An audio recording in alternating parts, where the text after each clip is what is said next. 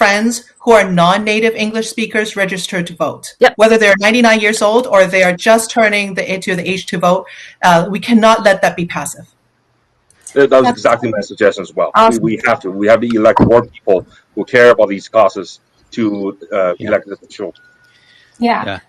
And I want to also introduce Ben. He's initially not on our inviting list, and then there was a huge oversight on our organization committee that we didn't reach out to enough diverse group within the community. And Ben, thank you so much for raising your voice. That's kind of the action we're sparking. Like, speak out if you see something that we could do better.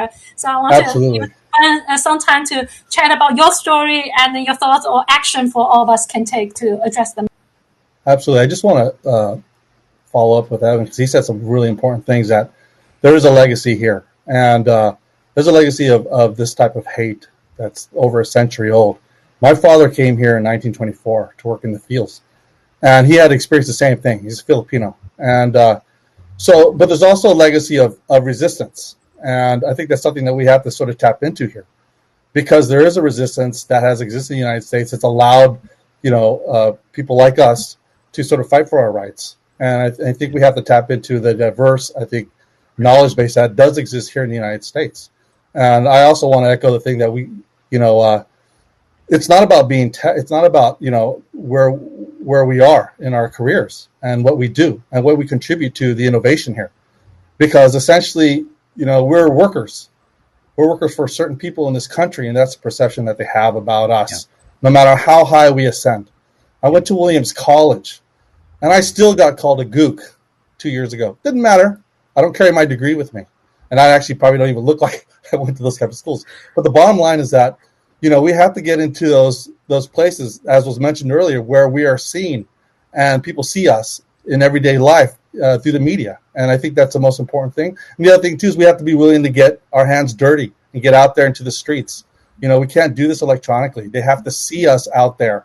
They have to hear our voices and speaking with the passion that I've heard today, openly. And we have to be willing to give up, any kind of major change. It's been over a century. We're still seen as outsiders. Doesn't make any sense. My dad served the war 20 years. World War II, Korea, still seen the same way. So we have to get out there in the streets. We have to be willing to close our laptops and meet each other out there on the streets and say these things, speaking the same passion that I heard from everybody here today. And I think that's kind of what I want to say about this. So maybe taking on what Ben just said, in the history of this country, we have never done a national march in DC. Never, for the AAPI organization. If there's one other thing to do this year, gather 1% of our population. That's 200,000 people. Gather in DC in 2021. Pick a date. I will be there. We all need to get there. Absolutely. It has to happen. That's really great idea. Yeah. Evan, everyone on the panel, please let's figure out how to do so. By the way, we have a Slack channel. I hope everyone can join. As posted in the chat history, including speakers, our participants, please join so that we can follow up, continue the discussion. I don't want this just to be 30 minutes discussion, then we forget after we go back to our normal life. The issue is not solved. We should continue our work. Yeah.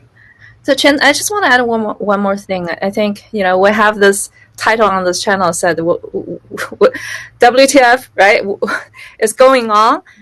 So it reflects a lot of anger. But in the meantime, also, I do feel there are gratitude towards other groups giving all the support to the AAPI community.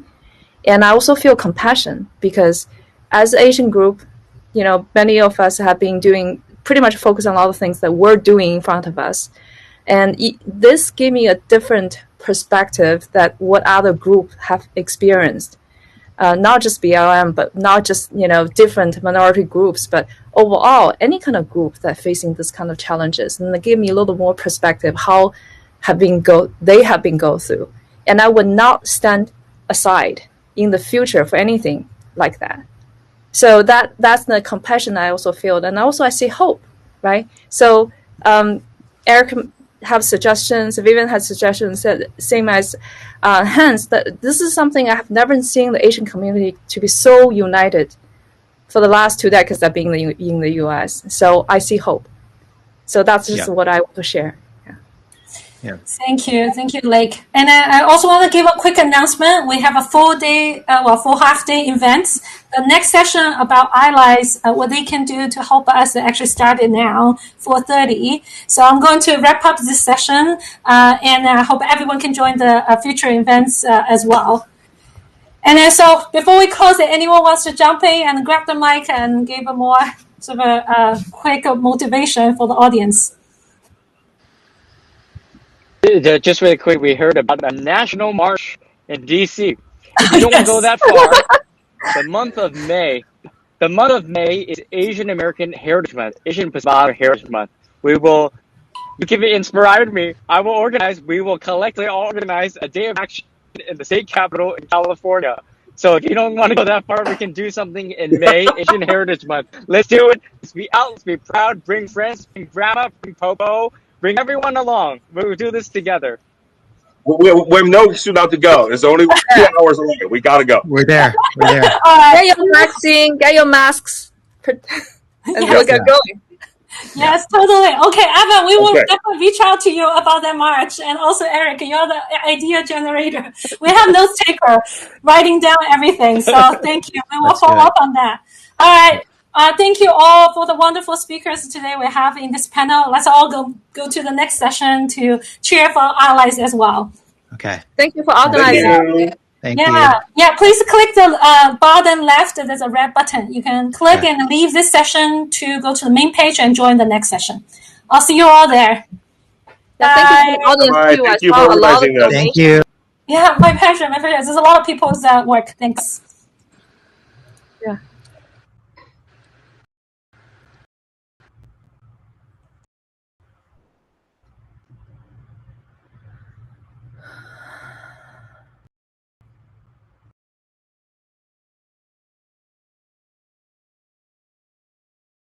Or Yuyuan She in Mandarin. We are a bilingual community of mostly Chinese professionals across various sectors here in the Bay Area. I lived in China for close to 7 years, and my wife is Chinese, so this is actually deeply personal to me, but it shouldn't have to be personal in order to be a strong ally, and that's something that I believe that our two guests here today not only understand, but have put into practice and have really shown with their actions that they're committed to being allies and to helping other leaders be allies. So today the focus is not just allyship, but digging a little bit deeper into sort of holding leaders accountable and what tools are available for leaders to use to implement and not just hold signs on the street. So I'm very, very excited about the session today. We only have about a half hour here, so we're going to have a rapid fire panel. And I'm so honored to have with us today Suzanne St. John Crane. She is the CEO of the American Leadership Forum of Silicon Valley, and she's the board chair of the American Leadership Forum National. And also with us today is Tom Giles. He's the executive editor of the award-winning global technology team at Bloomberg News, where he oversees the coverage of business and technology across Bloomberg's many platforms. So my goodness, it truly is an honor to have both of you here today. Thank you for agreeing to join us so last minute.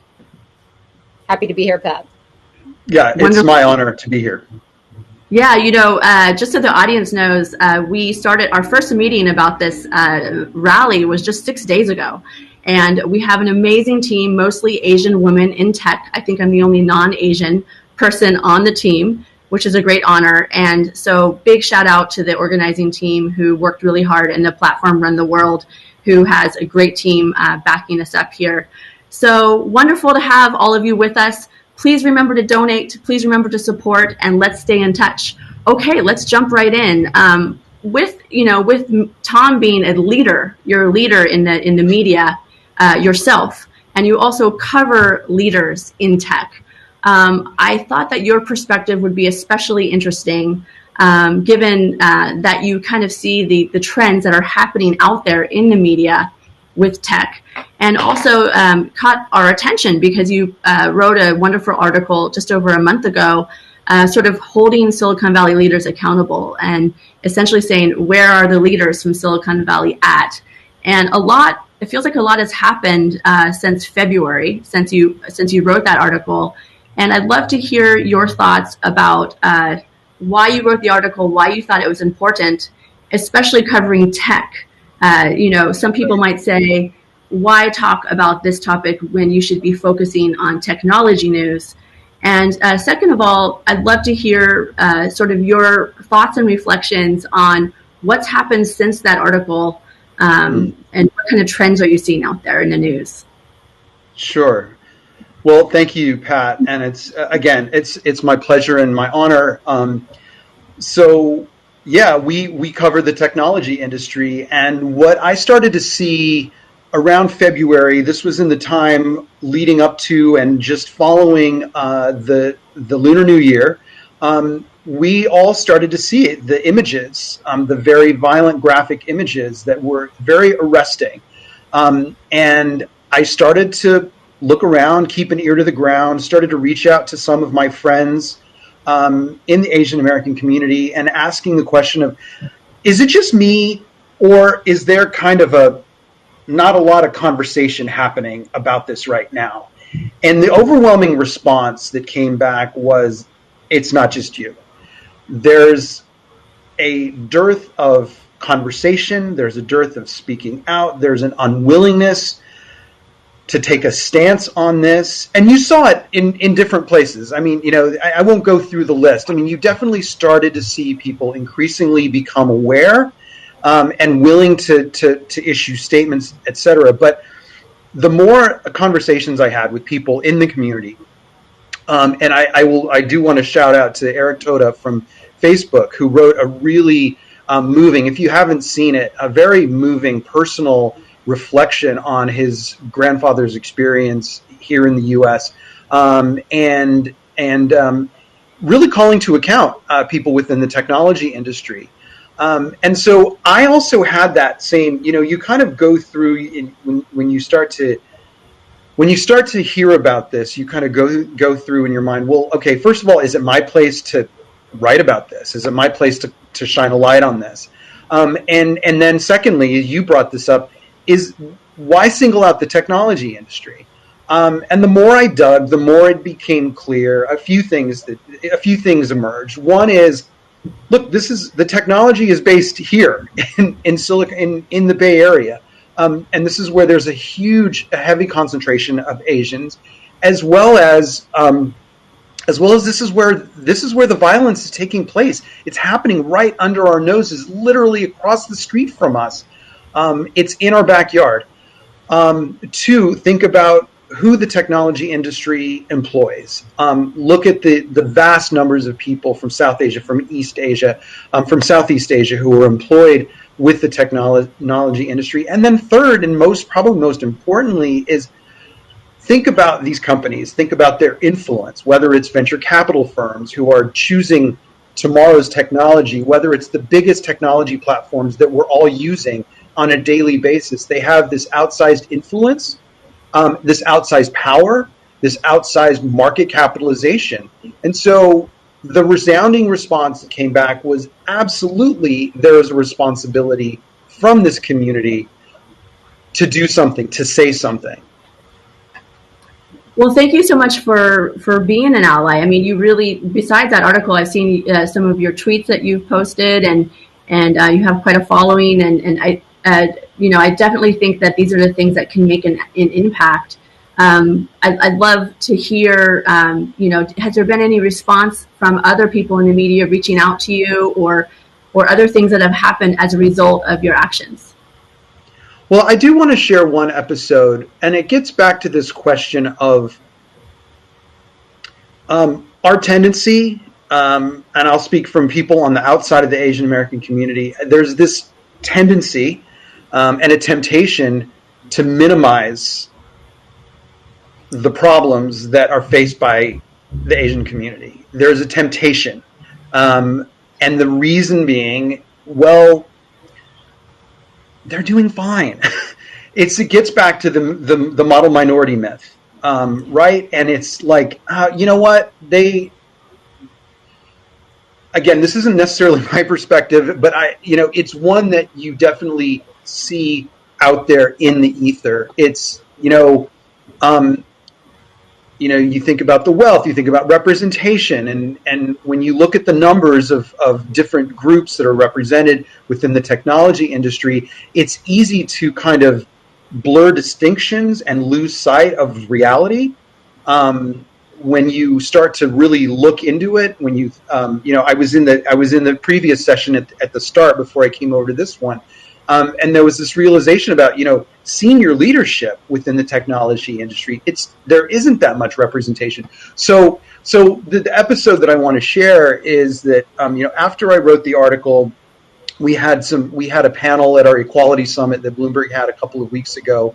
And I put some tweets out there, and somebody challenged me on Twitter and was really trying to kind of poke holes in the numbers and say, well, I've done the math and I just don't see where this is an issue. I don't see where this is more than just a couple of kids shouting Wuhan virus at people.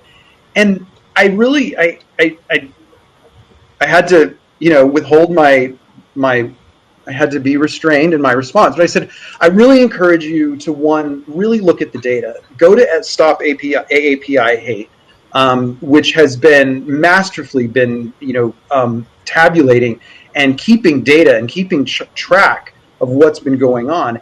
And, Cynthia Choi over there, who I spoke to from my article, really pointed out these numbers. One, there's just been an astronomical increase in incidents of violence, harassment. The list goes on and on and on. Two, it's just there's been an astronomical increase from previous periods. And three, these are unreported. There are so many people who are not. Please do. Because actually, my goodness, I wish we had 3 hours to talk about this. It's such an important topic. On the contrary, a lot of these numbers are underreported, and there's been, in terms of, visibility in the media. And I know we have so much to talk to Suzanne about, but can you speak a little bit about why do you think that the media hasn't been picking up these stories as much, and what do you think it's going to take for amazing editors like you to start to bring the necessary attention to this matter? Big question. Yeah, I'd love to hear Suzanne's perspective, but I will just say that, again, too many people outside of the Asian American community have really bought into some of the mythologies that I hope that today's session and the following ones will really do a lot to explode and demythologize. Again, these perceptions of, when you think about oppressed groups, we immediately go to immigrants. We go to like Latino immigrants. We go to Black Lives Matter. Obviously, all of those things are tremendously important, and there is a tendency to minimize because of things related to the model minority myth, minimize instances of harassment and oppression, and it's really insidious, so I think that's one thing, and I think what it takes to start to really call people's attention to it is, sadly, it's pressure, and sadly it's real dramatic instances. Shocking violence. I mean, we've seen it. We've seen the footage, and then Atlanta happened. So, yeah, I mean, when you for example, Xiao Zhenxie is 75, and she's the one in San Francisco who was just punched in the face. It really is unfortunate that it takes something so dramatic like that to happen to wake people up. And I know oftentimes you have these emergency, it's great, people are donating. I love seeing all the donations coming in. But, we really need to look at this in a more sustained way and sort of the longer term picture about how we can address these issues that are, deeply sort of rooted in our system. And I think for that question, our Suzanne really is just a dream panelist. I mean, you inspire so many people, Suzanne, and you've been called a leader of leaders. And for those of you that aren't familiar with the American Leadership Forum, it has a really interesting history, sort of being born out of this crisis of leadership and how to address that in a way that can really support leaders in and being better leaders. So I can't think of a better guest, and I hope it's a real honor to have you here, Suzanne. I hope that I've represented your organization correctly. Feel free to chime in on anything else about American Leadership Forum that's important. You know, I would like to invite everyone just to take a deep breath right now. Seriously. I think we all need a moment of grace right now. And I want to share with you, even though I can't see you, I see you. I see you. You know, today we witnessed a closing of, the trial of Derek Chauvin, at least a week's worth of testimony.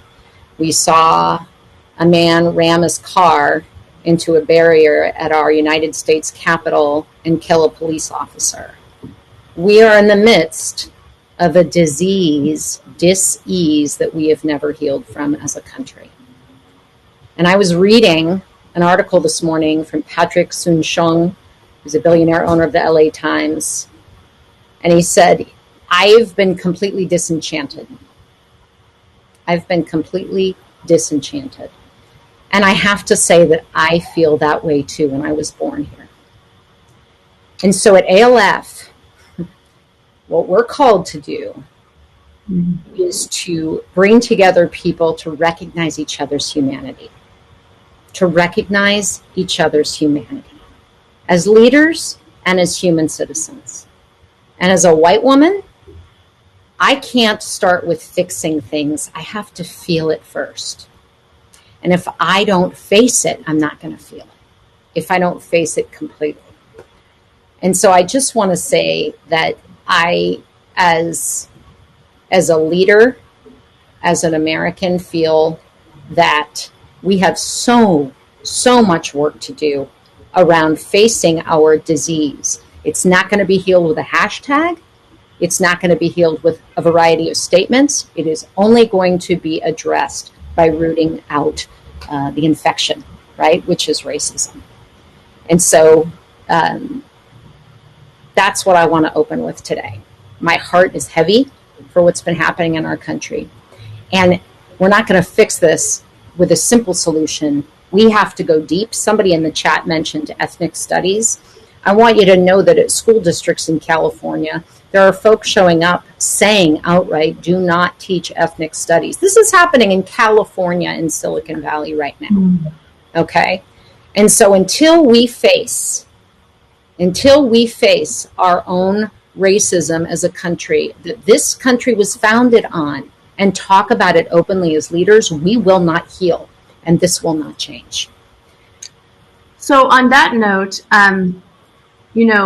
what can and what should leaders do in concrete terms?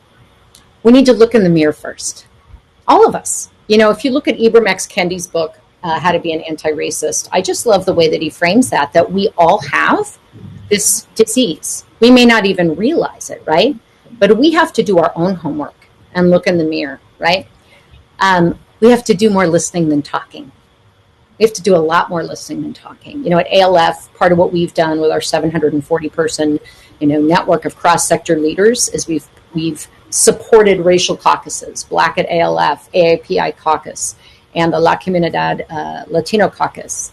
And, in the last couple of weeks, they have joined together in community to support the AAPI community for what's happening right now, right? And so I think as we and I know some of the folks that are listening to this today are thinking about this. This isn't happening in a silo. We are suffering as a people right now and as a country. And as my sister Valerie Kaur says, right, who wrote the book See No Stranger, if you haven't read that one, please put it on the list. How do we as leaders start modeling seeing a piece of ourselves in strangers that we don't yet know? How do we look at somebody and see a part of ourselves we do not know? How do we lead with love? Even in corporate America. Imagine that. Can we start with curiosity? Can we suspend judgment?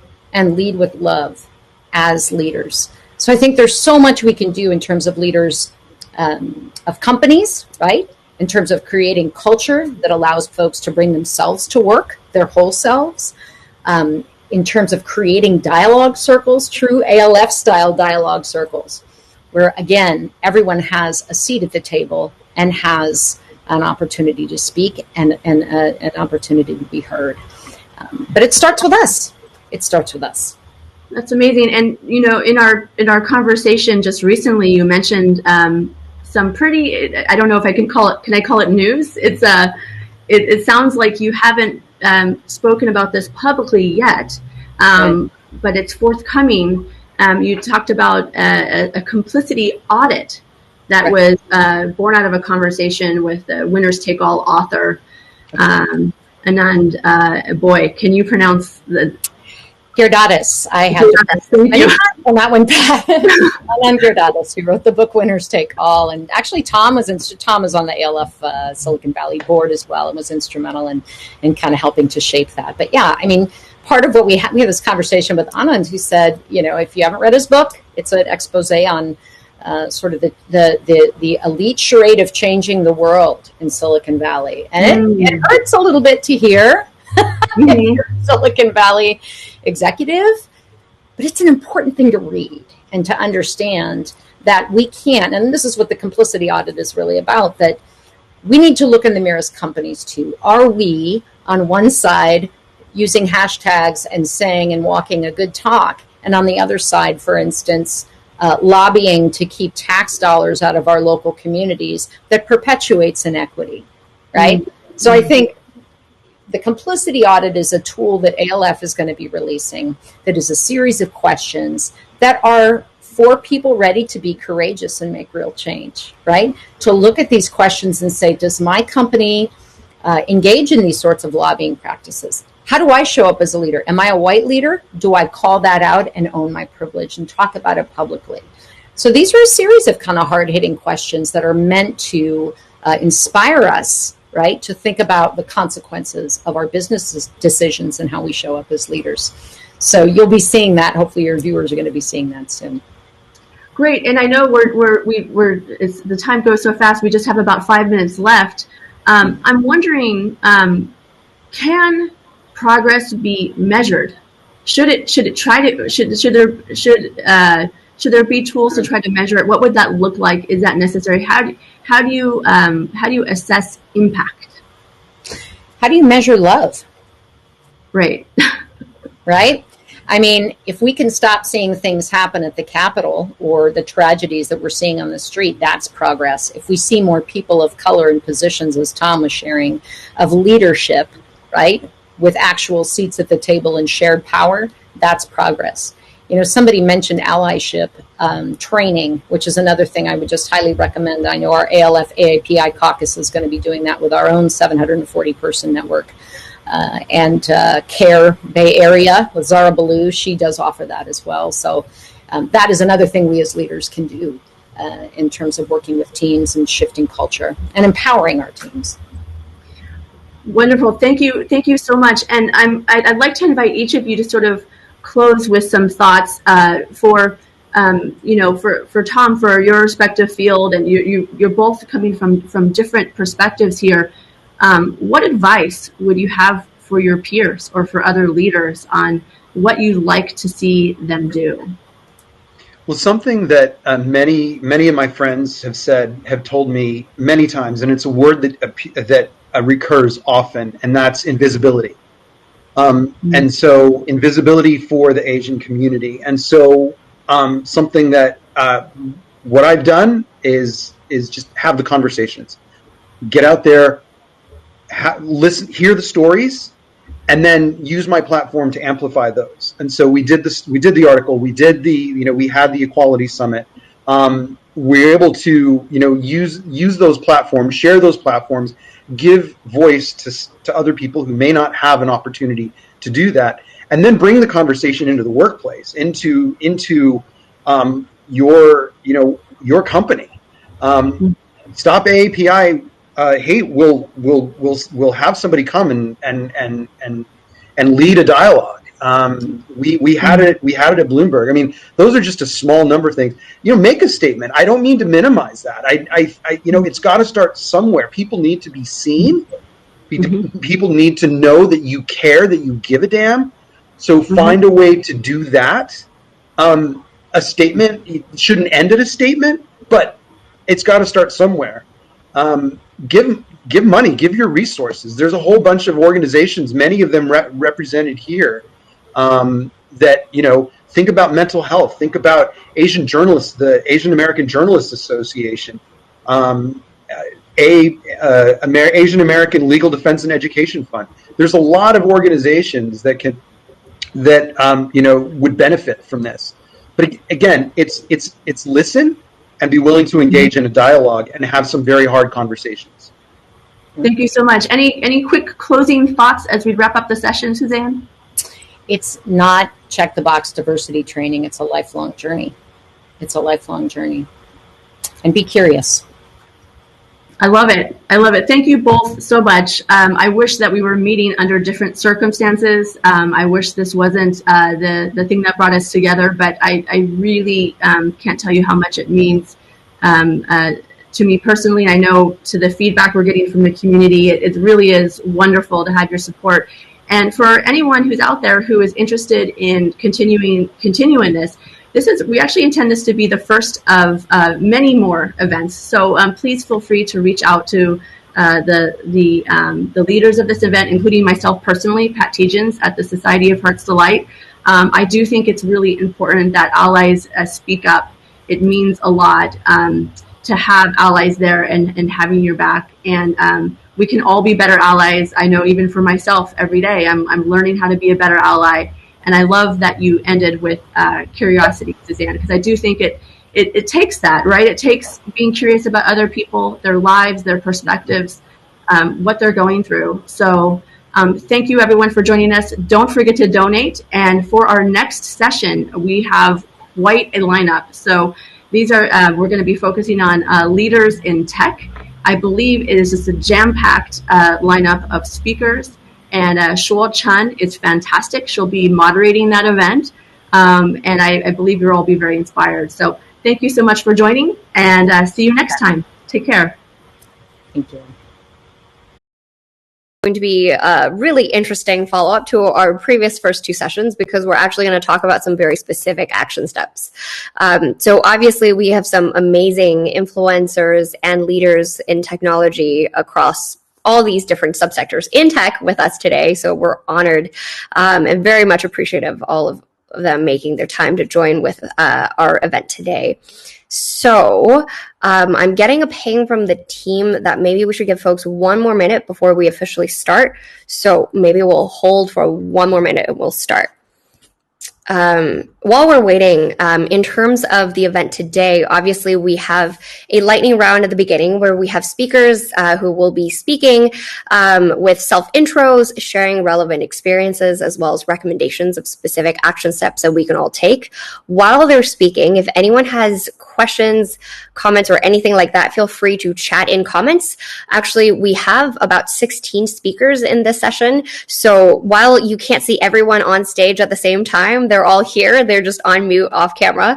So if you have questions directed to anyone, feel free to mention their name in chat and they will be able to respond. So I think that was one more minute. Maybe we'll start the session officially now then. Hi, everyone. This is Shuo Chen. I'm a general partner at IOVC and a lecturer at UC Berkeley. Really honored to be here to host the session today. So we've really had such an amazing turnout at this event so far, and you should be all really excited for an even more awesome panel than what you've heard so far. So in this session, we have about 16 speakers with us, really representing all different aspects of tech, and they're all influencers and leaders in their respective organizations. So really appreciate you all taking the time to be here. So in this session, to walk through logistics really quickly, we have a lightning round with speakers and their intros, and then we have a quick Q&A session. But in the meantime, of course, you're welcome to send questions in chat, as mentioned earlier. And lastly, the last 30 minutes of this session, so from 6 to 6:30, we will open up to discussion to the entire group here. So if you have any ideas or specific suggestions for things that we can do here, or even products and solutions that we can build, leveraging all of our respective expertise in tech, please feel free to join us for that discussion session. We will also be hosting a number of follow-up events post this event as well, one of them being a hackathon. So during that, we hope that we'll be able to bring together PMs and engineers and designers and everyone in tech to actually build solutions. So with that, we also very much encourage you to join us on our Slack channel for follow-up discussion post this. I believe someone from the team will be sending a hyperlink to our Slack channel. And for anyone who has missed sessions from our event so far, we're streaming the whole thing on YouTube, so you can watch any parts of the session that you may have missed, or if you need to run early and you want to catch up on parts that you will be missing, I believe someone from the team will be sending the YouTube link as well, so you can see that. Without further ado, I would love to introduce our wonderful speakers with us today. So in this first chunk, we'll be having all the speakers introduce themselves, share some experiences and recommendations for what we can do. Speakers will just be going in alphabetical order, ranked by first name. So our first speaker will be Adam Missouri, who is the head of Instagram, where he oversees all functions of the business, including engineering, product, and operations. And with that, really excited to welcome Adam to the stage. Thank you for joining us. Thanks for having me. Can you hear and see me? Great. All right. I have the pleasure of starting as my name starts with A, so thanks for having me. My name is Adam. I am the head of Instagram. Grateful for the opportunity to be here today. I'll try and be brief. I just want to acknowledge that it's an incredibly hard moment for our Asian American and Pacific Islander community. I think that the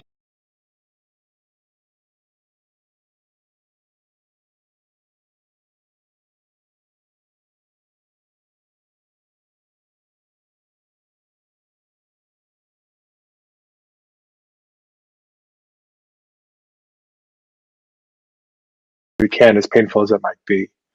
I want to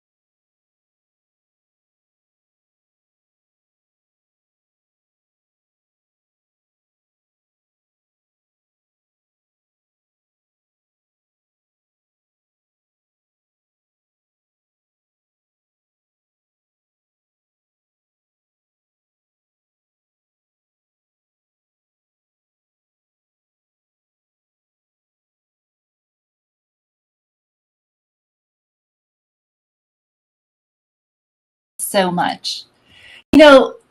I'm humbled sitting here today because, I was born in New York in Queens to immigrant parents. And I lived there in a multi-ethnic community, and I never really once remember thinking about race.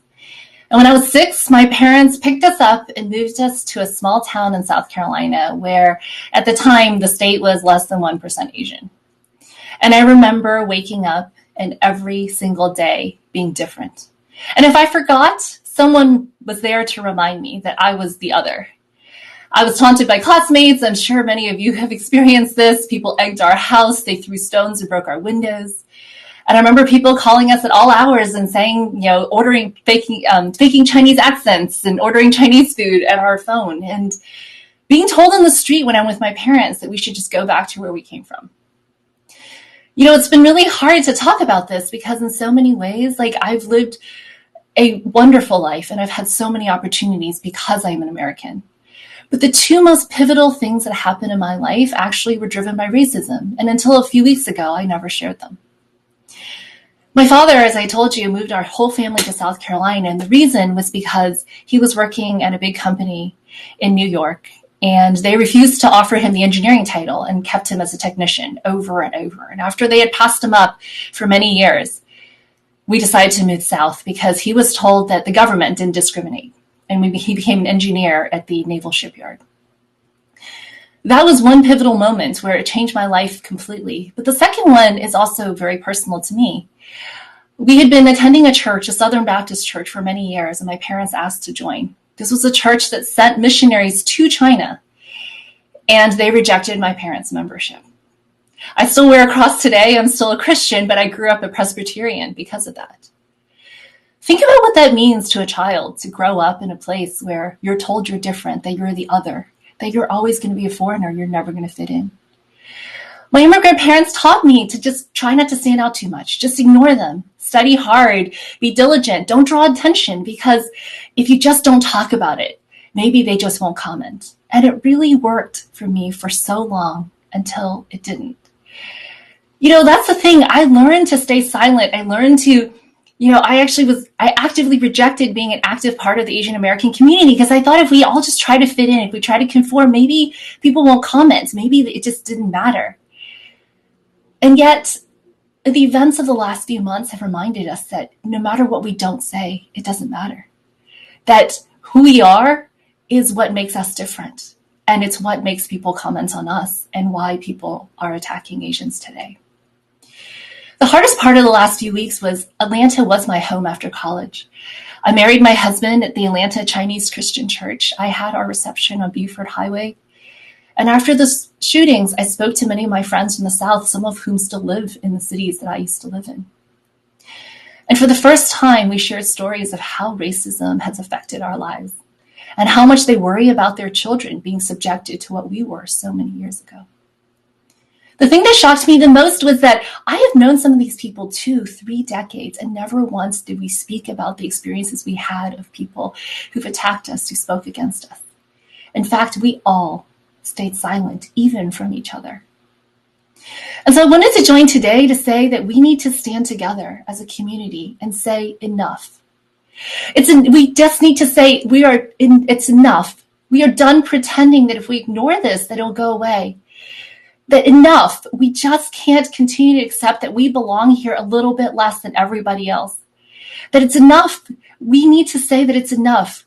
That, somehow that our voices really do matter. We are all Americans, no matter what our ethnicity or where our parents are from. And it took me a long time to accept that.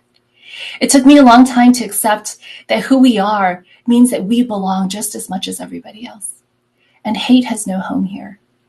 This year, these events, these assaults, these killings, this is the moment when our community together in tech need to stand up together and say together, it's enough. Thank you.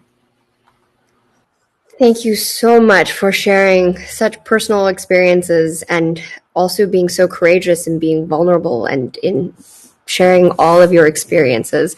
I personally really resonate with those because my great-grandfather was the first one in known history who came to the US to do his PhD in the early 1920s.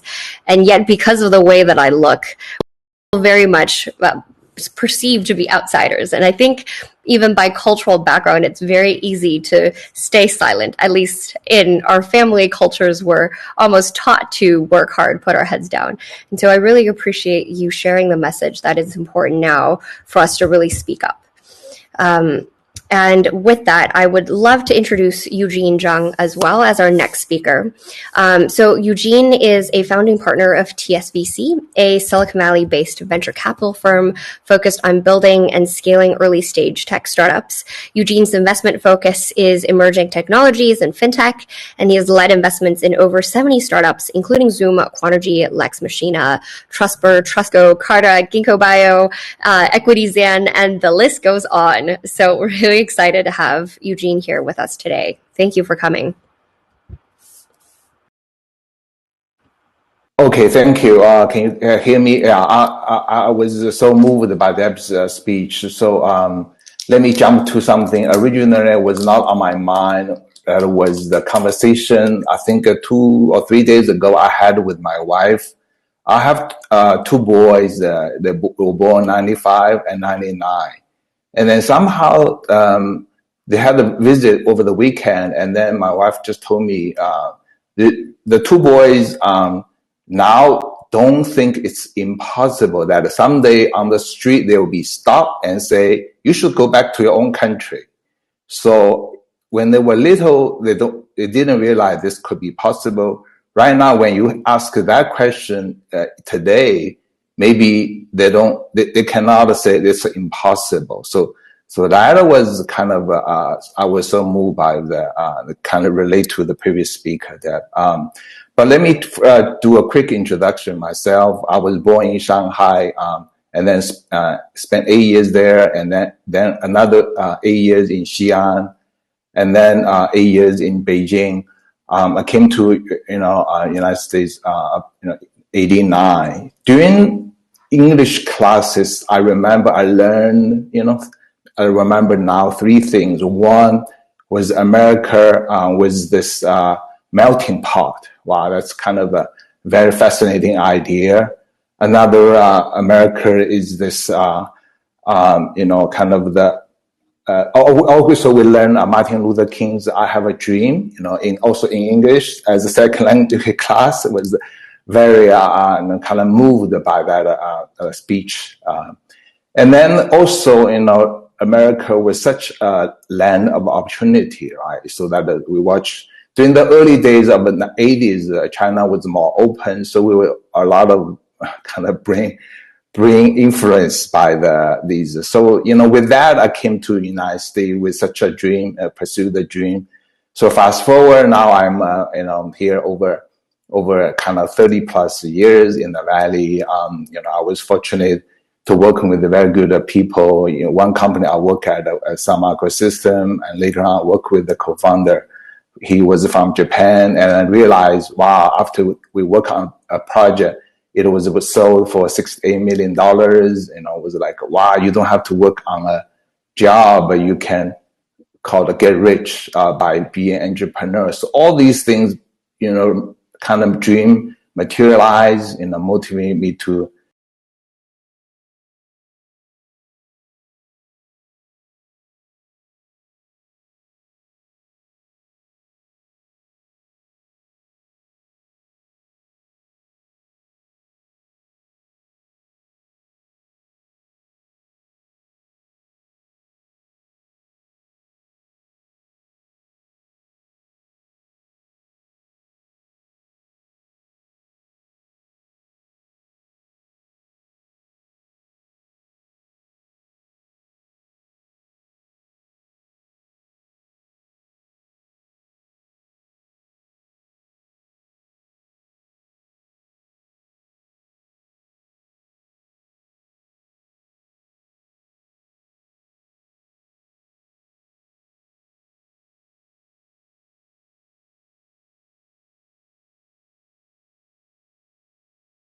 you look at the family.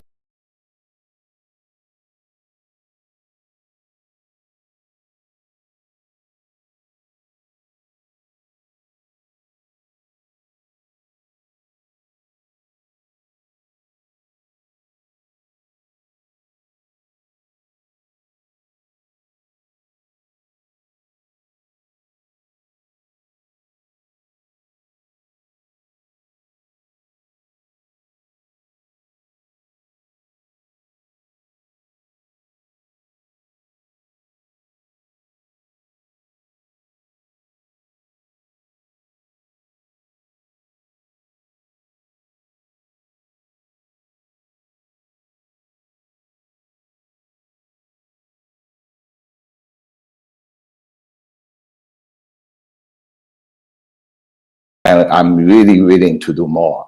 And whatever any suggestions, any speaker could suggest. So that's my version. Thank you.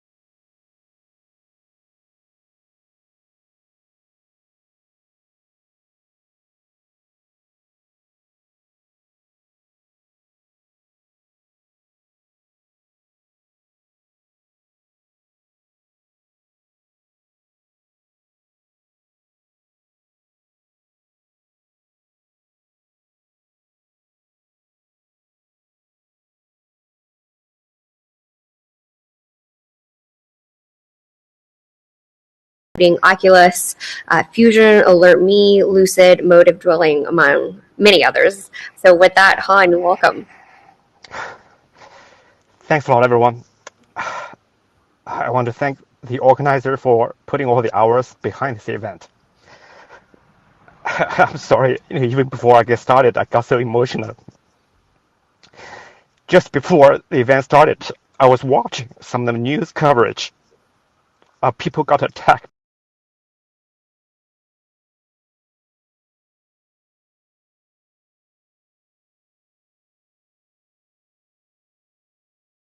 Why on earth do they deserve this?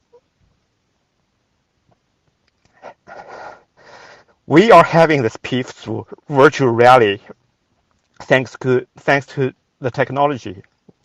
We are fortunate to be somewhere in a very cozy environment to say to each other we are pissed. But imagine if it happened one of these days to one of the family members and your close friends. What the fuck can we do about it? So just sharing the sorrow among ourselves is not enough. Speaking up is not enough. We have to do more.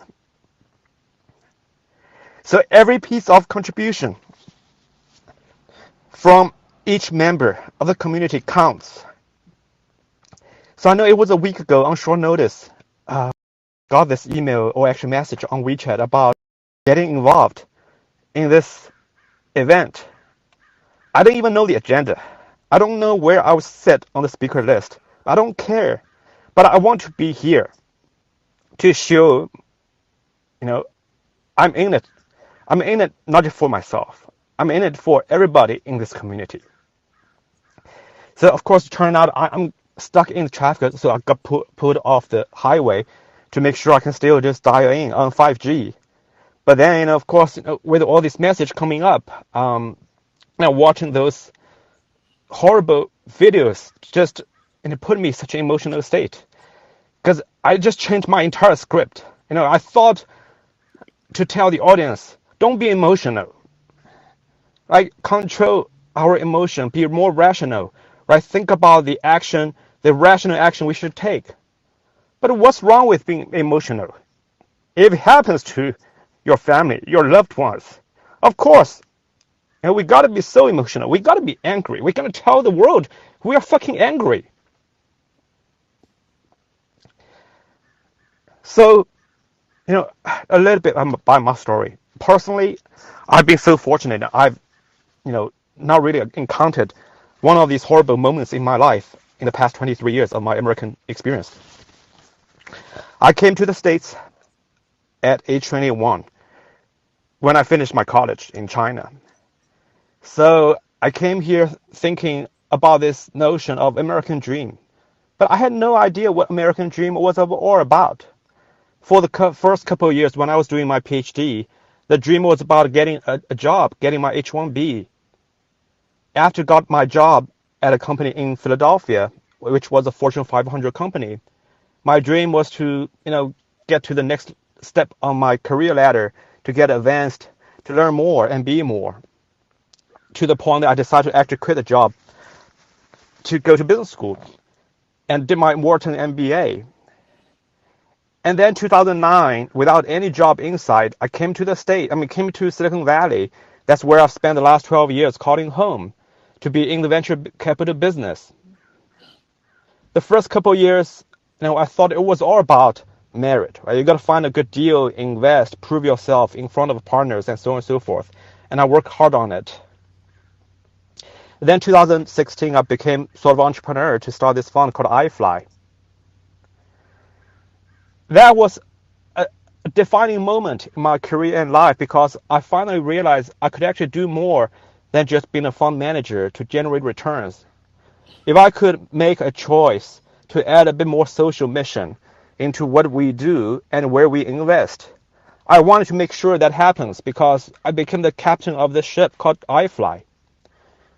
So part of the investment theme became how we can address the pain points of the underserved demographics, the communities. So I want to be careful not to state what we do to make this a kind of self-promotion of a fund. But two companies, some of you might be aware, one of them is called We. Now they are the largest online grocery for Asian and Hispanic communities. Last year, during COVID, they never shut down for a single day. And the founder and his team were still traveling all over the place to find new warehouse to open business. And every time when I saw a message from my friends, it was touching, because we all know how much impact COVID had on us. For families with kids, parents still got to work from home. Just imagine that. I got so many grateful messages from my friends saying how fortunate they are. So, one funny joke was, one lady shared the message. She posed a question on the web. If Larry Liu, the CEO of We, fell into a river from a boat at the same time as her husband did, which one would she save? Her answer jokingly was Larry, right? Because there was a tough moment for the family to get groceries. Then we have another company called Cheese. Ken is on the list. I'm so glad you are on it, right? I've been watching you grow as an entrepreneur, as a person for a few years before I made this investment. The mission of Cheese is to back the underbanked, underprivileged, ethnic minorities and Americans in this country, right? Not only they will do well, they will do good. So that's what we believe in. And I know I'm probably overspending time here, and I'll still try to manage my emotion. But again, to summarize, this event is not just for 380 people online to share the sad stories among ourselves. I really hope this is the moment for us to speak up more to the rest of the community, to tell non-Asian, non-ethnic minorities how we feel about it. Right? We are not going onto the street to burn the house. We are not going to go to the street to tear down, properties. Right? That's not what Asians do. But we can be angry, or even more angry than anyone else. We just don't deserve this.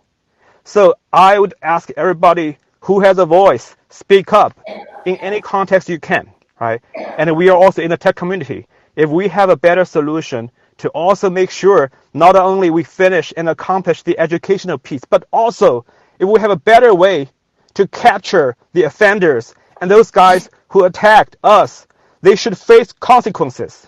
We should not let them walk away for free. They will have to face penalties. That's how I think about it. And thank you again. Thank you, everybody. Thank you so much.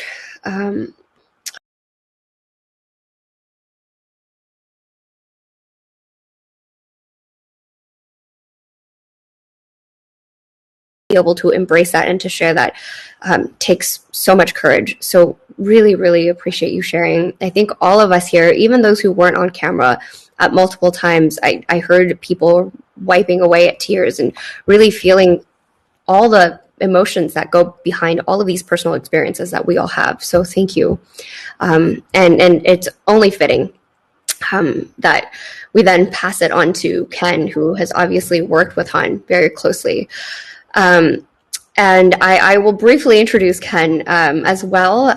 But I know Han made a very good point in that beyond these titles and our bios, what's really important is the personal element of our stories.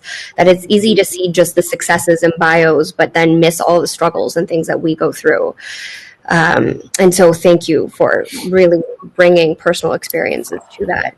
And so Ken is the CEO and co-founder of Cheese Financial. And obviously Ken will share with everyone a little bit more about what he does. And Ken previously was the business development director at Honey Science.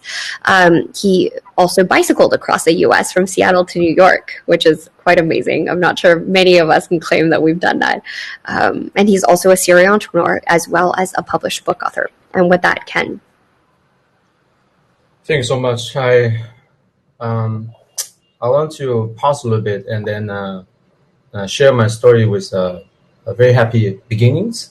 I came to US in 2008, and then at the end of the first semester, American brothers came to me and said, "Hey Ken, let's go bicycle across US." And I was like, "What?" Right? But you're new to these countries. I was so young. I sat there. I couldn't find a reason to say no. So I said, "Okay, let's go." So we flew from LA to Seattle and took the bicycle trip all the way to New York City. A lot of beautiful things happened, right? I met my wife in Yellowstone. So the bicycle trip really changed my things. We took detours to experience the first Pacific Coast Highway. Very gorgeous, beautiful. You're covered with trees. It's healing you, right? And then we also took the detour to see Mount Rushmore. I hold up our bike on top of the Mount Rushmore, feeling very proud. However, back in that year, 2008, that's the Olympic game that was hosted in Beijing. In Chicago, we were about to leave the cities. About 500 people gathering, and they are protesting Chinese, protesting immigrants, protesting Asians. We went across them 3 times, and at the 3rd times, I really decided to do something about it because I feel very angry to let them to say bad things about my country, my brother and sisters. So I stood among these few hundred angry protesters, and I shout, "Long live Asia!" They began to attack me, and it's very interesting. 13 years ago, they will shout to you, "Go back to China. Go back to China. You don't belong here." 13 years ago. So what you're experiencing today, what we're experiencing today, right? It's not like things changed since yesterday. It already exists. I experienced it 13 years ago. And then I got arrested. Obviously, I didn't attack anybody. They attacked me. But I got arrested. We continue the journey, and then we make it all the way to New York. I published a book about the entire bicycle trip in China. That 2 got arrested. A lot of people don't understand it, but some of them feel like that's the best part of the journey because there's a conflict, and then you decide to defend yourself among these kind of situations. So interesting that 13 years later, in 2020, when the COVID begins in March, I have a 4-month-old baby girl. And LA began, people are on the streets and robbing app stores. Do you know how helpless a young father can feel? I don't have a gun license, so I bought the air rifle because the gun was also sold out among the LA counties because everybody was rushing for a gun to protect their families. Since March, that air rifles put on my bedside, and it served the last line of defense for my entire family. I have a 4-month-old baby girl. There's nothing else I can do. Nobody I can call. I cannot guarantee that the policeman will come. right? I cannot guarantee the community will help me. I was so lonely and so helpless. And imagine that happened to you when you have a 4 months old baby girl, right? There was nothing else you can do but rely on air rifles. And we'll do drills all the time. So if things happens, go to the second floor, throw something at the stairs, and then we'll shoot at the stairs, and then call the cops right away. Right? This is not joke, right? The entire family rely on plastic air rifles. That's kind of how serious this is. And we can hear fireworks sounds close by downtown LA, and it's not firework, right? You know what it is. When we tried to build Cheese as the first challenger bank for the communities, it was so struggle. We got rejected by 38 banks because they don't think minority deserve this kind of revolutions, fair bankings. We kept it going, and we finally launched the cards. At the moment, I feel like we need to make it very different. So we're building a give back features there that the users, when they receive the cashback, they can decide if they want to put their cashback into the give back funds. And all those funds goes to nonprofit that's helping the communities. I'm so proud to say in 3 weeks, we already collect over $20,000 from our users, from their cashbacks. And all those funds already donated to nonprofit, including Asian Pacific Funds and AAPI Women Leads, and also Welcome to Chinatown and other student associations. I think silence is useless in this circumstance. You need to take courage and really take actions. If you are feeling the same fear, same anxiety I have, then I can say nothing diminishes anxiety faster than actions. Turn one of your daily routines into a positive actions to support the community, right? It could be passive, and think about how you manage your money, how you manage your time.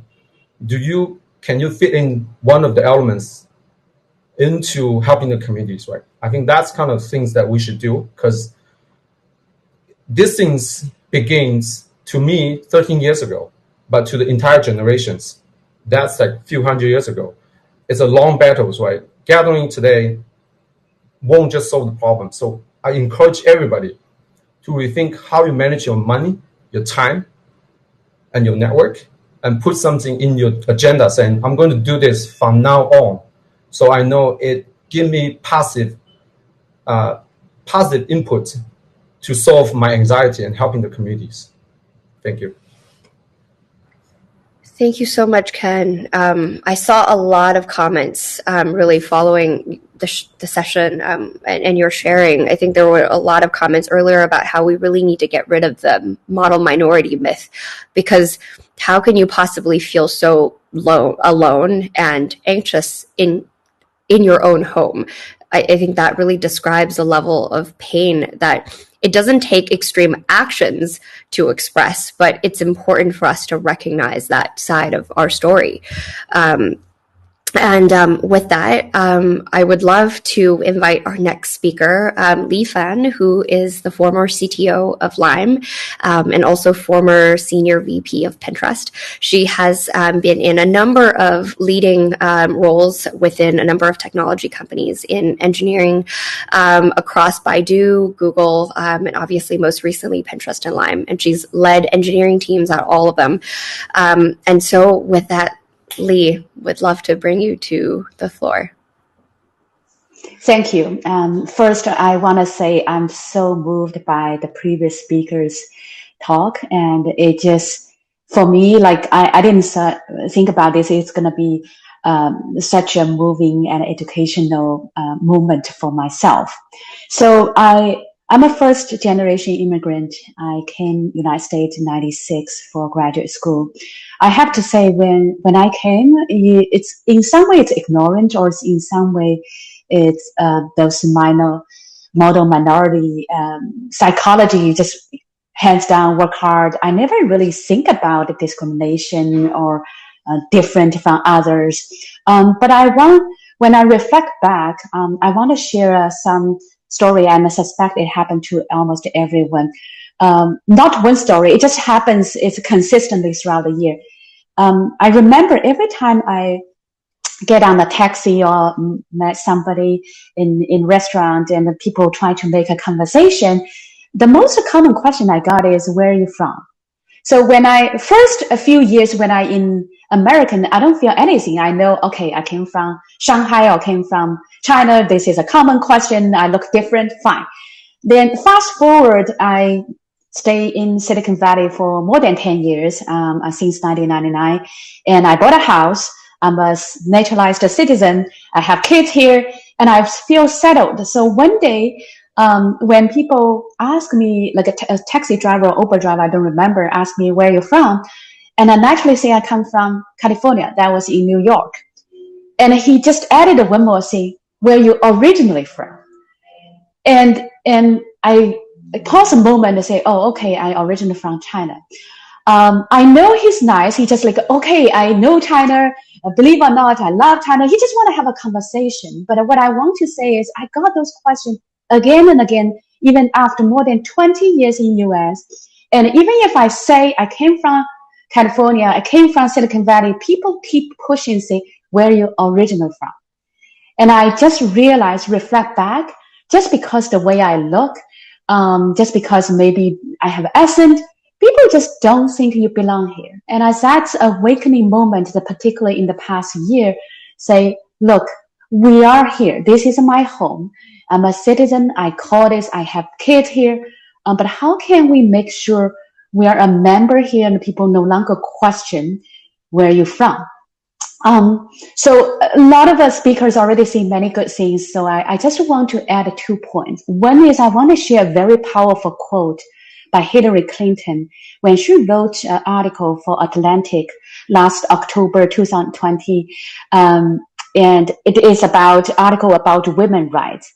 But what she said is women's rights are human rights, but rights are nothing without the power to claim them. So this really resonates with me because I recognize when we keep talking about rights, but if you don't have power, and you don't have influence, people won't listen to you. So what I'm trying to say here is we have a lot of powerful leaders in this group. We have a lot of promising talents and upcoming leaders in this group.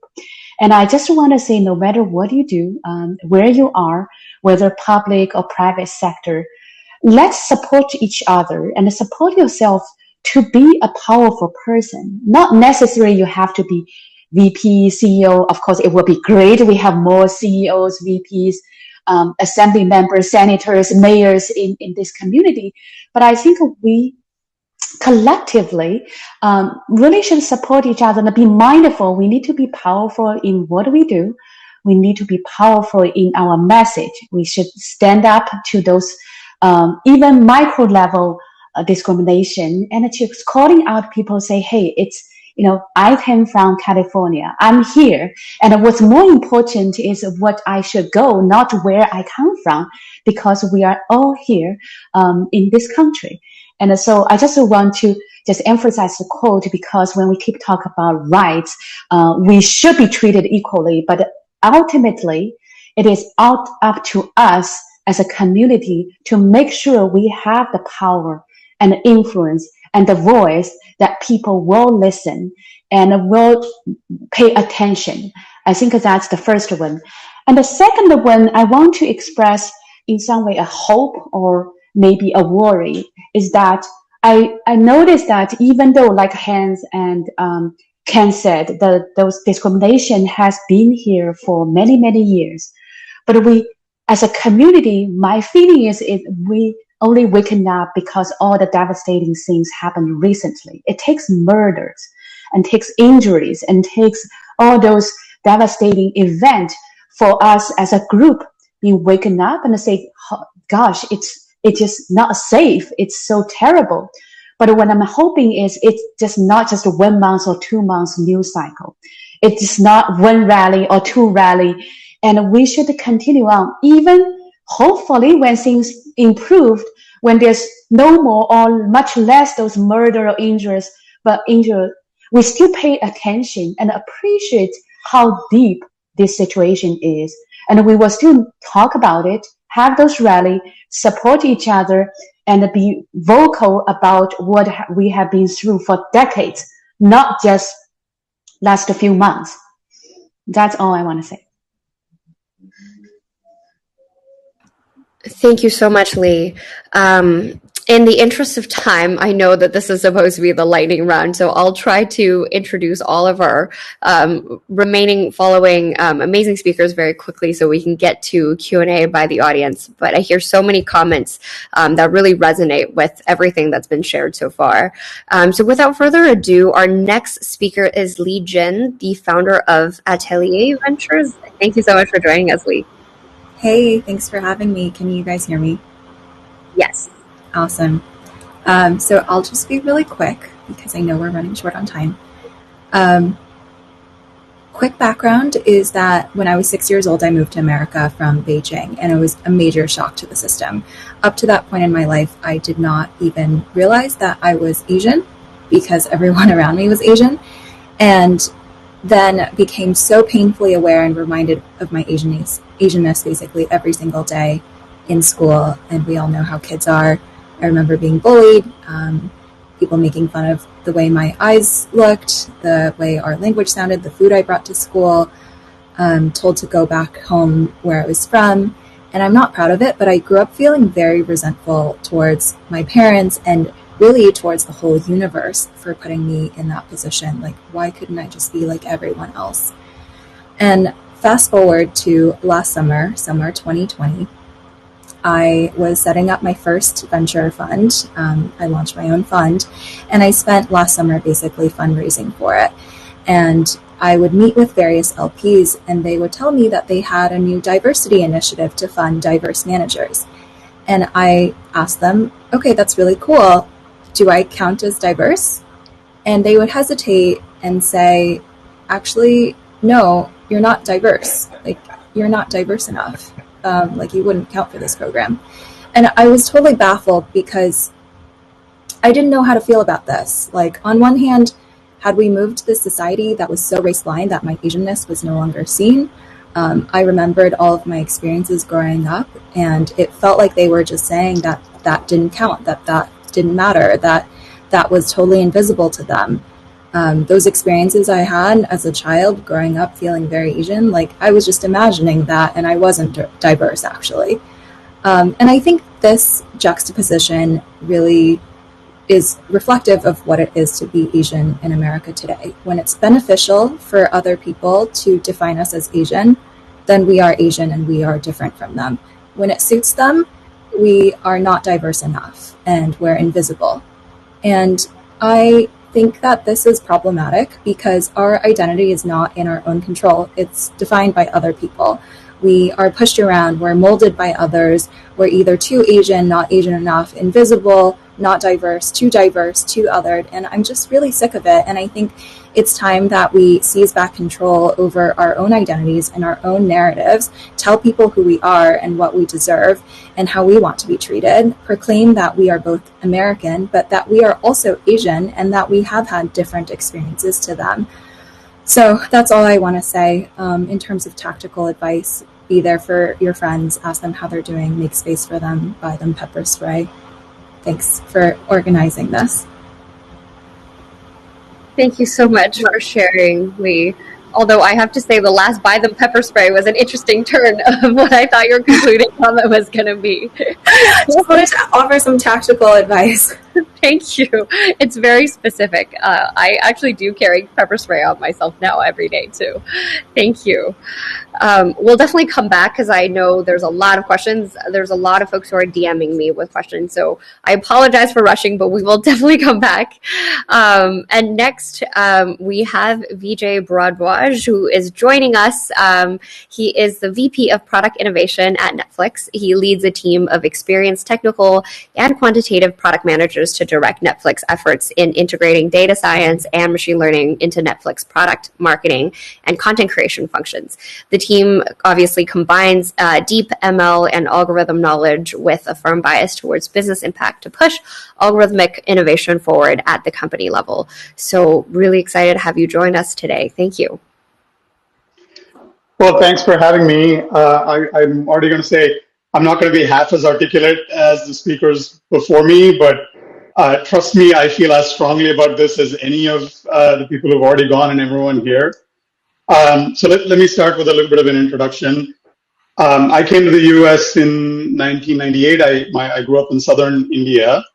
I came, like many of us here, for grad school. Right. I effectively studied data science before it was called data science, some combination of computer science, math, statistics, operations research, and so on and so forth. I've been in the Bay Area, it's over a decade now.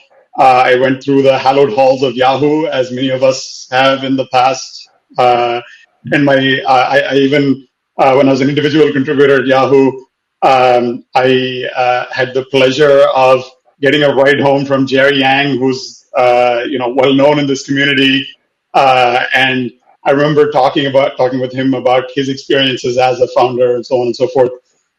So overall, good experience, right? But when Chen invited me, it was thank you, Chen, for inviting me. It was appropriate at that moment because I'm not kidding you. Just that morning, my wife and I had watched the video of the woman in New York City getting beat up, and the security guard closing the door rather than going and helping that woman. I'm not kidding you. I broke out into tears, right? And of course, I have empathy for people on average when I see things in the news like this. It does affect me, but I was shocked at myself for how much this affected me. And I sat and thought about it, and I've experienced none of those things, right? Like I've led a fairly kind of sheltered life in the US. But the one thing that happened to me about 5 years ago was I was jogging with my 2-year-old son in the stroller, right? Less than a mile away from my house. Somebody stopped, rolled down their window, said, "Take your anchor baby and go home," rolled up their window and just left, right? And I stopped. I couldn't breathe for some time. I was shaking, right? And, I don't mean to compare that to what that woman went through in New York City. It's not anywhere in the same ballpark. But I sat and thought about why that affected me so badly. Just that person saying those few words. After all, I'm financially secure. I'm socially secure, right? I feel supported in my community generally. Why does this stranger saying this one thing, how does that completely shake my confidence, right? And I thought about it, and in many ways, it's what others were saying as well. My son was with me, right? I was born in India. My identity is more American than Indian now, but my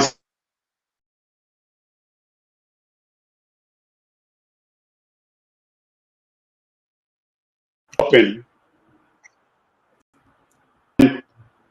That's really, that's all we all want, right? We want a good life for ourselves, but we want good lives for our kids. We want to be accepted in our community. And when that doesn't happen, I think it shakes your faith in the whole life that you're leading, right? And I wouldn't want that to happen to anybody, that those few words yelled at.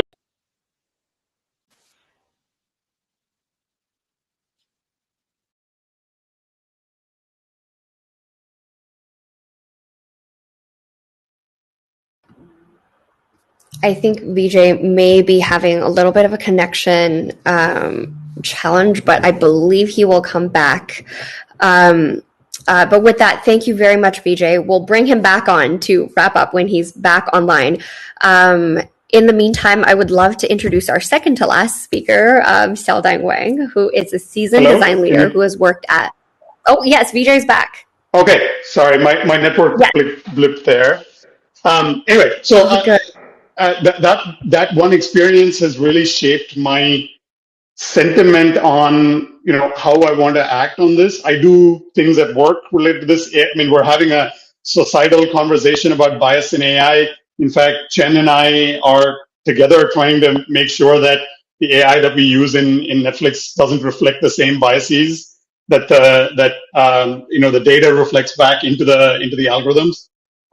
But I want to do more. I want to say one other thing. We can all talk about what are the tech solutions, and we should, right? But I want to make sure that everybody who's here votes in every election that is relevant, right? I mean, we live in a democracy, right? We need to hold our leaders accountable, right? We aspire to this society that talks about life, liberty, and the pursuit of happiness.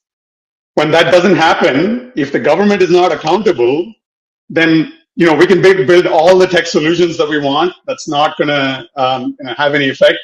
And I will be kind of open and candid here. I have never voted in my life, and that's just a horrible thing, right? I realize that now. When I don't know how many other folks in this group have grown up in India. In India, when you grow up in the middle class, you are taught to do everything to stay away from anything related to the government, right? Your worst experience is going to the DMV to get your license, right? Because that's where you have to deal with the actual government, and you're taught to just do that, move away, just go make your money, have a good education, have a good life, move on, right? Ever since I came here, and there's a whole other kind of discussion we should have about the immigration system here. I'm not a citizen yet, but I can't wait to vote, because when you don't kind of express your preference, you see things moving in directions that are just horrible. And if you don't say something about it, then it doesn't work, right?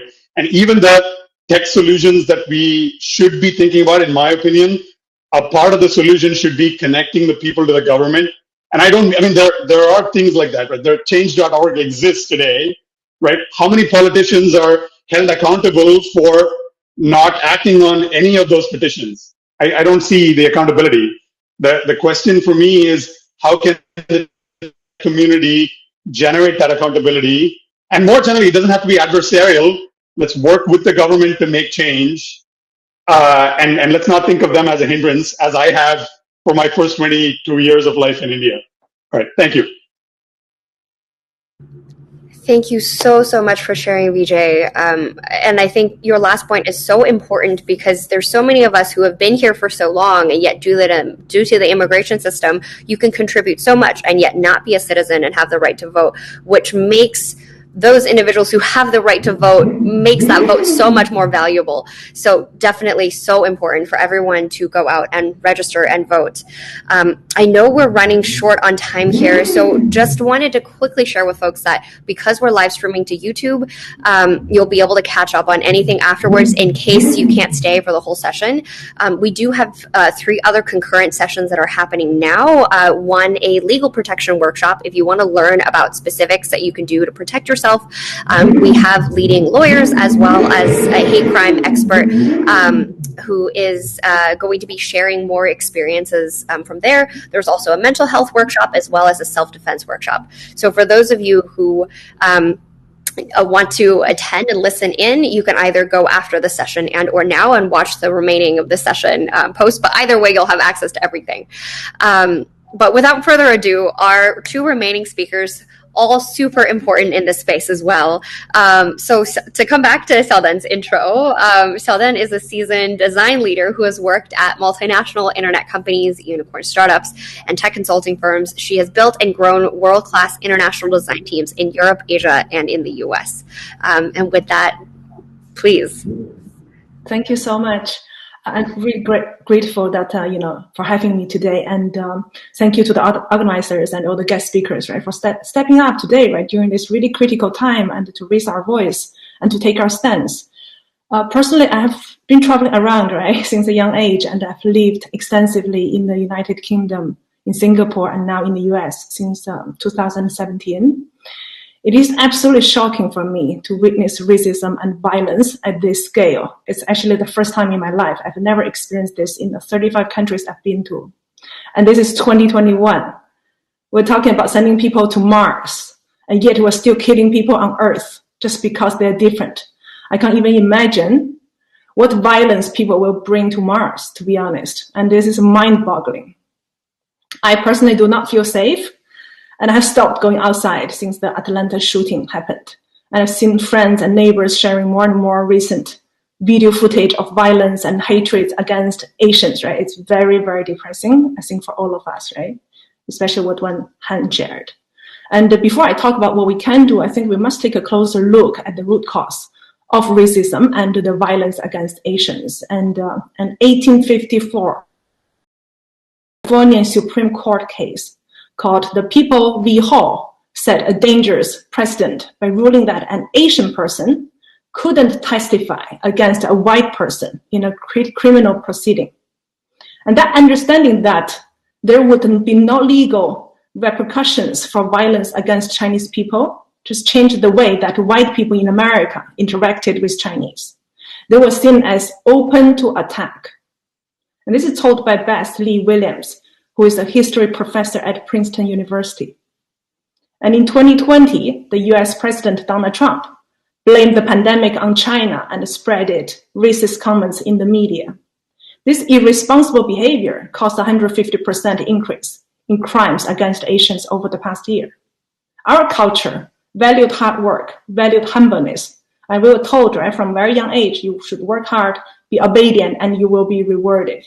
But this does not work in places that has a history of oppressing Asians. And this does not work in places that the Supreme Court of the past and the present president of the recent encouraged violence against Asians. The quieter we are, I think the more violence will come our way, because there are no consequences for racism and violence. So I think it's, what can we do, right? It's really important to make this message very clear that there should be consequences for every racist behavior, whether this behavior is verbal or physical, spoken or written, public or private. I think Asians and our allies, right, must unite on this front. An insult to one Asian is an insult to all Asians. We will publicize racist behaviors on social media, and we will sign petitions to bring awareness and drive actions against racism, and we will donate to all the AAPI social advancing groups to support racism victims. And I think we will need to increase our participation in legislation to drive systematic changes. And at an individual level, I'm working very closely over the past few weeks, right, with our internal diversity and inclusion teams to drive changes within our company. And we can all start with something that is within our control. And I think together we can change history. And one thing I've been asking my colleagues to do is be an ally by telling people what is your personal experience working with Asians and being friends with Asians. Because that would add the human touch, right, to people around you to know that, okay, Asians can be my friends too, even though they're different. So I think that's what I want to share. And I think thank you for everyone for being here today, because your presence means change. Thank you. Thank you so much for sharing. And really, last but not least, a special thank you to Yardley for waiting this whole hour for your turn. No, I love being here. Thank you. Thank you. I'm sorry we ranked it alphabetically, so you ended up going last. I do apologize. It's totally fine. Thank you so much for being here. And to introduce Yardley, she is currently the head of product for small business at Facebook. She's also the co-founder and board member of Women in Product, a nonprofit organization with over 25,000 members worldwide, focused on building a strong community of women builders and leaders. She is also a National Association of Corporate Directors Governance Fellow, and she takes pride in serving on boards using her expertise in the application of technology to transform and grow companies to stay innovative and succeed in business outcomes. Previously, Yardley was Chief Product Officer at Thrive Global and has held various management and product leadership positions. She also had started her career as a new products engineer at Apple before changing career paths to focus on product management. And with that, Yardley, a super warm welcome. Thank you for such a thorough introduction. Thank you for having me. I mean, I'm just very touched by all the stories that all the speakers have shared today. And admittedly, you know, I've been always an extrovert and done a lot of public speaking. And this is the topic that I found the hardest to actually speak about. Taking a step back, you know, I'm first generation immigrant. I came here when I was 10. My mom actually left me in Hong Kong when I was 6 years old to come pursue the American dream. she wanted to pave the way. And, you know, it was hard. Like, she left and she came to get her master's, and really brave, you know, to pave the way for me to join her when I was 10. And so we were separated for 4 years. And then to think about then, you know, just the dreams of like thinking about how I was going to be reunited with my mom in America and having this big dream, you know, and to actually have had a really great, you know, upbringing here in California. And obviously, like, read through my bio, and career-wise, it's been great too.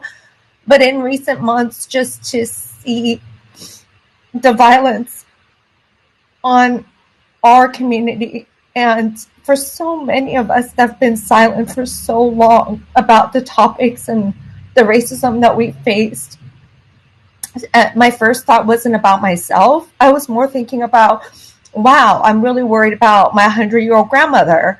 You know, I'm really worried about my mom who lives with us right now. Like, I'm worried about her even, like, you know, taking a walk in San Francisco. How do I protect them? Then my son, Tyler, goes to Chinese American International School here in San Francisco, like the oldest Chinese immersion school in the country. And he actually went back in person since October, and it's been quite safe, like around the protocols with COVID. But a couple of weeks ago, there was like graffiti, you know, spray painted like at his school and across the street. And my son has to see that, and I have to explain it to him, you know, like, why do even children have to face this right now here in San Francisco? And then I still remain quiet because I'm like, well, like, I hasn't really like personally affected my family, and like, you know, I want to be a positive person. I'm always positive, like always resilient. And then just a couple of days ago, I was going for a run in the morning, and like somebody threw a rock at me. And my first thought, and I didn't see the person, but it was definitely thrown like from my house, like, you know, outside in the morning. And I was by myself, like my children went with me. And my first thought was like, oh, just kids, you know, like it's just like some teenagers, no big deal. But very quickly after that, I realized like, oh, is it because of like my race? Like even here, like just to, you know, we're all at home, like quarantine, and running in the morning is the only outlet I have to de-stress. And to have that kind of incident just made me realize deeply that it's time to really speak up and out. And it's not just for myself, but it's for my family, you know. And I do think a lot of the tangible steps that people shared today are really relevant. But I think to add, though, like, I feel that this is the time where we take care of each other as family, you know, and it's not just a community where we're all belong to the same race, but I feel like this is like family love more than ever. And I really do agree with having allies to speak up. Like, you know, at Facebook, we've been really great, like being able to have a sense of belonging, communities, you know, all the leaders are really great about leaning in, asking if you need time off, if you need to like, you know, decompress. But for me, it's not about having a time off. It's about like speaking up and out and having everyone be able to do that and to stand up for change. And so I just am grateful to have this moment with you all today. And I've just really been touched by all the stories that all the speakers have shared. Thank you. Thank you so much, Yardley. I think you're so right that it's about family love, because that's starting to happen to our family members, to friends and people that we love and we care a lot for in our lives. My mom had also been yelled at in the streets. She was just outside throwing out trash, and someone started yelling at her to go back to her country. And, you know, she said Our family has been here since the early 1900s, so this is the home. And it's really difficult when we come across situations like that, which I think is what makes this event so powerful. I'm really, really proud of the entire team that put together this event. We literally put this together in less than 6 days.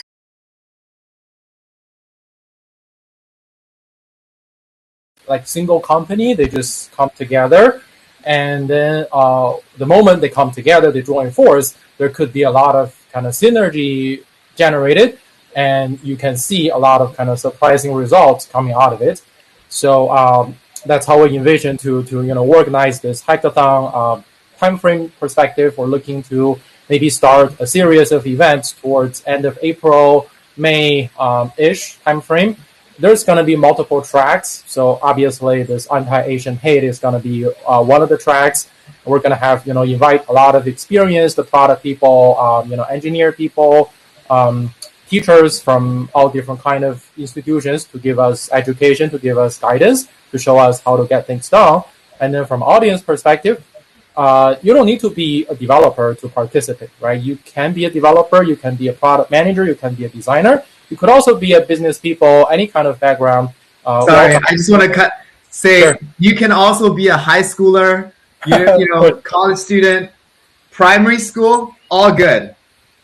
Yeah, absolutely. It's essentially the whole idea is for people to team up, right? So you can come up with a fully functioning product. It could be a prototype. It could also be some kind of like content that's hosted on the platform. Video content, audio content, everything works. So don't limit yourself.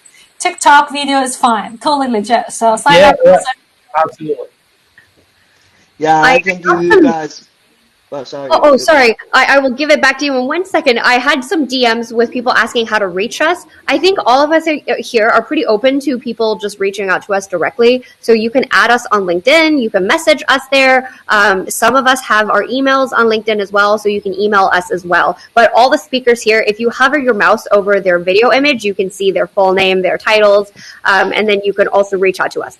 I think everyone here is okay with audience members reaching out. So just wanted to share that. Sorry, Xander. The most efficient way actually is join our Slack channel because all of us are there. Yeah, and then we can use that as a way to communicate after the event.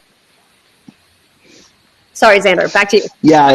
Yeah, sure. Yeah, I just give you guys a very personal story, but also related to this hackathon idea. So, my hometown is Wuhan. So last year, I felt so desperate, in January when I was in the U.S., but my parents and my families are in Wuhan. My high school teacher passed away because of the COVID. So at that time, there are thousands of people who wanted to help, but did not know how to contribute. So we organized an open source community named Wuhan 2020. And then 6,000 people, rushed into that in a week's time. And then we built some digital infrastructure, to align the information, to eliminate the rumors, to help donate the PPEs to the hospitals in Wuhan. And then in March, we launched the Hack for Wuhan, actually supported by the product managers in the Bay Area, supported by around the world. And we had about 1,000 people attended that event. And then there are 58 teams. They started to build something. Prototyping, do some UX design. Even someone built a game, for you act as a victim of the COVID, to experience and to work out a way to help people. So I think that gave us the thoughts. Actually, this is the feasible way, how people can really work together to do something. So no matter you are in the Bay Area, in the rest of the world, in China, right? This is open space, just unite people to work together. So some people can ideate to contribute some ideas, and we have Shaw, we have Chen, we have David, we have all your guru here. You can join as a mentor, as a judge. You can be part of the team, you can build something together. So I think that's a very powerful thing for us, to unite more people, to return back to the society, to make our world better. So this is my personal story. Yeah. Thank you so much. We saw some of the projects that came out of the Wuhan 2020 hackathon. That was literally, you guys were literally the inspiration for a lot of things that we're doing. So thank you guys. Any last words before we wrap up? Okay, sure. Go ahead. I was just saying, Xander, you should share the hyperlink to the project in the group so everyone can see. I've gotten some DMs with people. Sorry, that's cutting off. You mean the progress of our last year's event, or what we think for this event? Last year. Hello. And we can share the link to this year's event too. We can do both. Share both. Share both, so people can learn the history, but then also can. David and Bill, any last things to share? Go ahead. I just posted that it's on GitHub. It's fully open source project, so you can take a look. Yeah. That's awesome. I see so many great comments in the group chat with everyone's backgrounds, from learning designers to principals to everything. So we would love to have everyone join our discussion on Slack. And if for anyone who doesn't typically use Slack, you can add us directly on LinkedIn as well. And any one of us can kind of intro you to the other folks. So whichever speaker that you feel more comfortable reaching out to, you can just ping any one of us, and then we'll loop you into the rest of the conversation.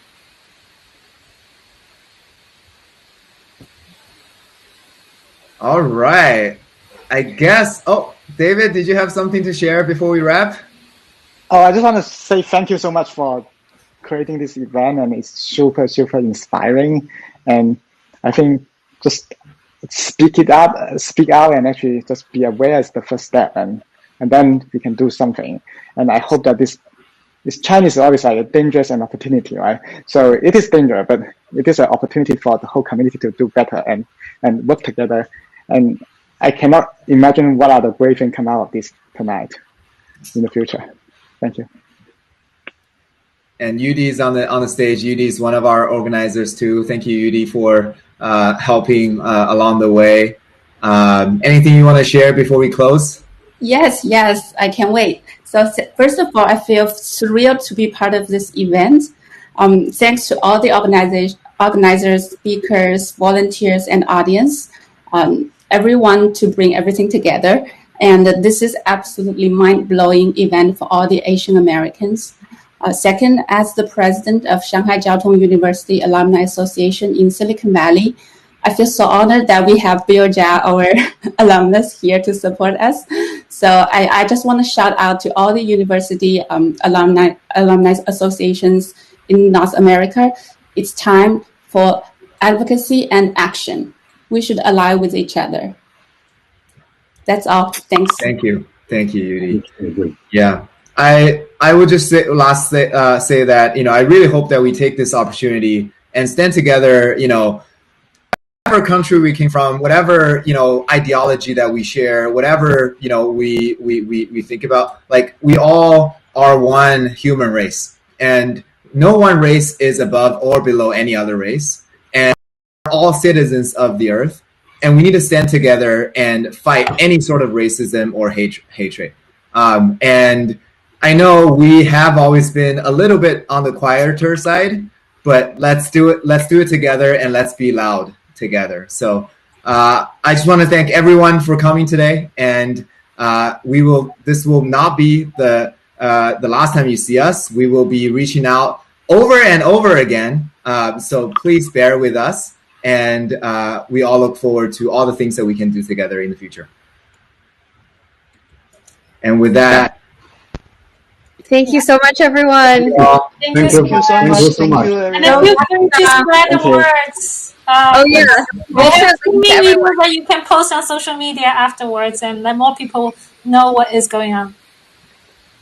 We'll share links with everyone. Thank you all. Thank you all. Thank you. See you guys. See you. I think, Shuo, you're the moderator who can actually end. Got it. Okay, let me